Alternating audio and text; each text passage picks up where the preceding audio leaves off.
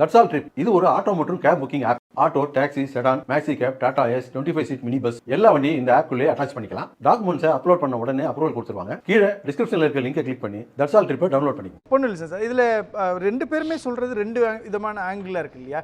வலிமை வாய்ந்த ஒரு தலைவராக அரசியல் களத்துக்குள் தமிழ்நாட்டுக்குள் முதலமைச்சர் ஸ்டாலின் இருப்பதும், அதனால தான் இவங்க எவ்வளோ பேசினாலும் கூட அதை நிதானமாக மௌனமாக கடந்து போகிறார் அப்படின்ற ஒரு பார்வைன்றது எப்படி பார்க்குறீங்க நீங்கள்? எந்த அளவுக்கு வலிமையான தலைவர் அது அவருக்கு தெரியும். இன்றைக்கி நம்ம வலிமை என்னன்னு. மாநாடு போட்டுட்டா வலிமையா? இல்லைன்னா மக்கள் பிரச்சனையை தீர்க்கலன்னா வலிமையா? நாளொரு மேனியும் பொழுதொரு வண்ணமுமாக போராட்டங்கள் அங்கங்கே வெடித்து கொண்டே இருக்கிறது. எதையும் கட்டுப்படுத்த முடியல. பொறுப்பு டிஜிபிக்கு ஒரு பொறுப்பு டிஜிபி. எந்த நிலைமையில் ஆட்சி அவலங்கள் இருக்கிறது அது அவருக்கு தெரியாதா? கூட்டணி தான் நம்முடைய பலம் அப்படின்றது அவருக்கு தெரியாதா? இல்லை, அது வேணான்றாங்களே, அதுக்கான இடம் இல்லைன்றாங்க. அதுக்காக இடம் இல்லைன்னு சொல்லி மற்ற கூட்டணி கட்சிகளை எப்படியாவது தாவேகா பக்கம் தள்ளி விட முடியுமான்னு பார்க்குறாங்க. அப்போ அவங்க வளமாக இருக்காங்க. ஆனால் திமுகவை தவிர மற்றவங்க தாவேகா ஆதரவாளர்கள் அப்படி நினைக்கிறாங்க. திமுக அப்படி நினைக்கல. அதனால தான் இன்றைக்கு வரைக்கும் பதில் சொல்ல முடியாமல் இக்கட்டில் இருக்கிறார். திமுக அதிமுகவுடைய கொள்கைகள் என்ன அப்படின்னா, மத்தியில் கூட்டாட்சி, மாநிலத்தில் தனியாட்சி தான், சுயாட்சி. இதுதான் அவங்களுடைய கொள்கைகள். அதில் இன்றைக்கி நம்ம எப்படி முதல் ஸ்டெப்பு எப்படி மாற முடியும்? சரி சார், அப்போ நான் உடச்சி கேட்குறேன் சார், திமுக கூட்டணிக்குள்ளே என்ன தான் நடக்குது? ஏன் இந்த சலசலப்பு? அதான் குழப்பத்தின் உச்சத்தில் இருக்கிறாங்க. குழப்பத்தின் உச்சம் அப்படின்னா 3 விஷயங்கள் நீங்கள் எடுத்துக்கணும். காங்கிரஸ் கேட்குற உரிமை சீட்டுகள் அதிகமாக கேட்கணும். அது எல்லா கட்சியும் கேட்கும். ஒரு தேர்தல்னால் எல்லா கட்சியும் கேட்கும். கேட்குறது என்னென்னா, கடந்த காலங்களில் அவர்களுடைய கெப்பாசிட்டிக்கு குறைவாக நீங்கள் கொடுத்தீங்க. எப்போது 2019 என்றாலும் சரி, 2021 என்றாலும் சரி, 2024 என்றாலும் சரி, அந்த ஸ்டேட்டஸ் கோவை மெயின்டைன் பண்ணி அவங்களுடைய சக்தியை விட குறைவாக கொடுத்தீர்கள்னு ஒவ்வொரு கட்சியும் நினைக்குது. தனித்தனி கட்சிகள் அதான் நினைக்கிறாங்க. விடுதலை சிறுத்தைகள் இருந்தாலும், கம்யூனிஸ்ட் இருந்தாலும், ஐயா சண்முகம் சரி, அதுக்கு முன்னாடி பாலகிருஷ்ணன் சரி, இதே மாதிரி தான் சொன்னாங்க. அதாவது சுதந்திர இந்தியாவில் இவ்வளோ குறைவான சீட்டுக்கு ஒரு மாநிலத்தில் நாங்கள் சகிப்புத்தன்மையோடு அட்ஜஸ்ட் பண்ணிக்கிறது இந்த ஒரு தடவை தான் அப்படின்னு 2021 பற்றியே சொன்னாங்க. வன்னியர் ஐயாவே சொன்னார், நாங்கள் குறைஞ்ச 25 கேட்போம் இந்த தடவை அப்படின்னு சொன்னார். இது எல்லாத்தையும் விட இப்போ என்னென்னா, ஆட்சி அதிகாரத்தில் காங்கிரஸ் பங்கு கேட்குது. எதற்காக கேட்குறாங்கன்னா, ஒரு முக்கியமான விஷயம். நீங்கள் ஏன்னா நான் கடந்த தடவையும் சொன்னேன், நாடாளுமன்ற தேர்தலுக்கு காங்கிரஸுக்கு திமுக தேவை கண்டிப்பாக. அதே நேரத்தில் நாடாளுமன்றத்தை அமைக்கிறதுக்கு காங்கிரஸுக்கு திமுக தேவையில்லை. அதில் திமுகவுக்கும் காங்கிரஸ் தேவை. ஏன் தெரியுமா? மத்தியில் ஆட்சியில் பங்கு வரணும். அப்போ கூடுதலாக தேவைப்படுது, திமுகவுக்கும் தேவைப்படுது. ஆனால் தமிழ்நாட்டை பொறுத்த வரைக்கும் முழுக்க முழுக்க முழுக்க திமுக ஆட்சி கட்டியில் முதலமைச்சராக உட்காரதுக்கு காங்கிரஸ் தேவை இல்லை. அப்போ தான் பெருமாள் மணி சார் சொல்கிறாரு, 2016 மறைந்த முதலமைச்சர் ஜெயலலிதா என்ன ஸ்டேட்டஸில் இருந்தாங்களோ அப்படி தான் இவர் இருக்கிறாரு. அதனால் இவங்களுக்கு வேண்டிய அவசியம் கிடையாது.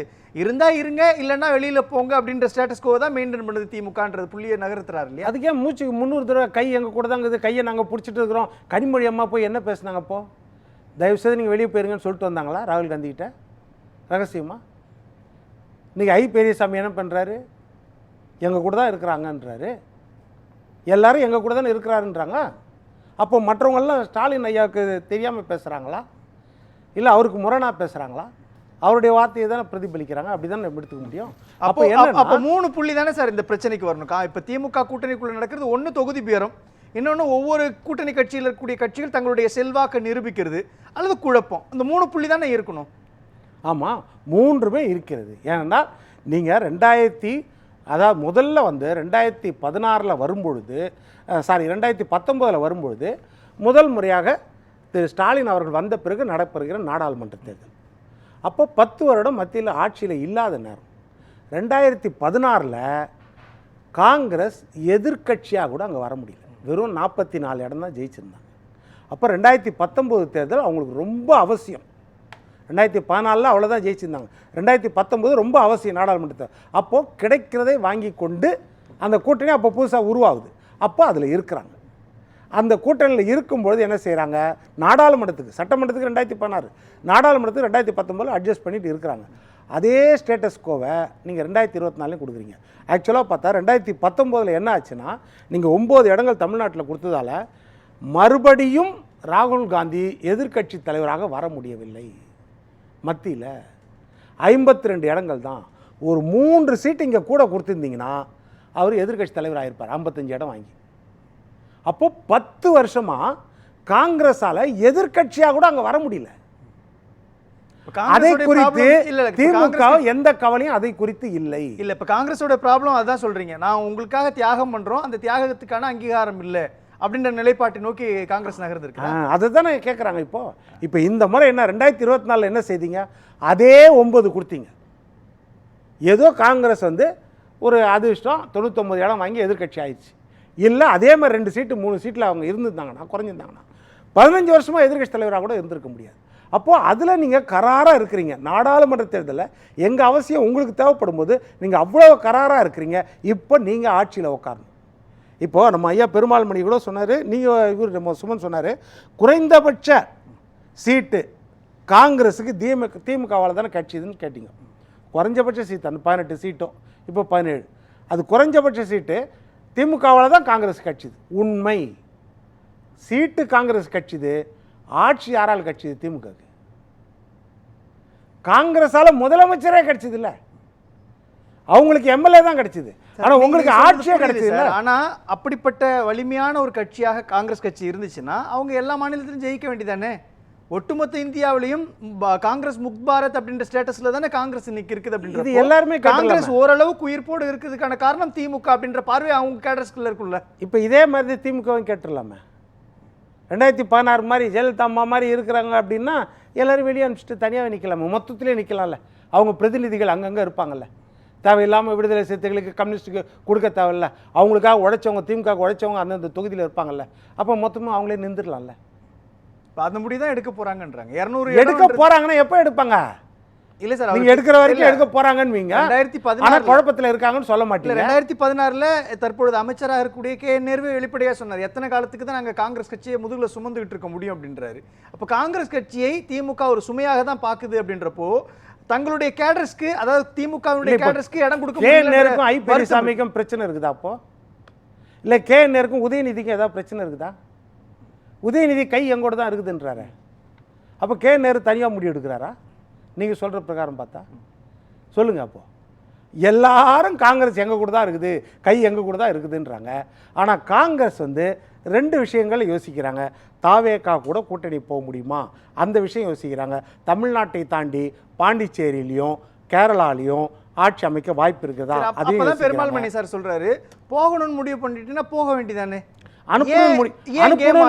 அனுப்பணும்னு முடிவு பண்ணிட்டா நீங்க அனுப்பிடலாம்ல. அது ஏன் சார் பிடிக்கலன்னா அவங்க தானே சார் போகணும்? காங்கிரஸ் கட்சி தானே ஒரு ஸ்டாண்ட் எடுக்க முடியும். இல்ல பிடிக்கலன்றத குறிப்பா ஐ பெரியசாமியோ அல்லது திமுகவில் இருக்கக்கூடியவங்களோ கை எங்களோட தான் இருக்குன்னு சொல்றாங்க இல்லையா? ஆனா அந்த கை அவங்க கூட இல்லைன்றதானே வெளிப்படுத்திட்டு இருக்குது. கை உங்க கூட இல்லைன்னு இவங்களும் சொல்லிய.